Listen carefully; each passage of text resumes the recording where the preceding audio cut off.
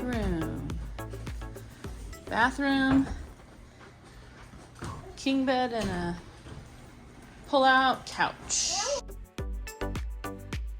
Here we are. Here's our beautiful view of the back side of everything.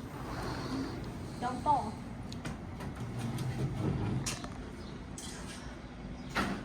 It's a very rustic and cabin-y feel. Camping. We're at a lodge, I guess. What is this? Our dinette, our microwave and refrigerator. Sink on the outside. Closet-y area. Just a toilet and shower room. Pretty basic, but it shall do. We plan to be in parks and swimming most of the time. Lotion, shampoo, Hello. bar of soap. What do they give you over here? They give you coffee,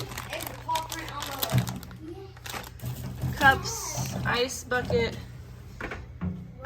Keurig-like machine, not a Keurig. Little bitty microwave, and a fridge. It's just like our house. It's all we need.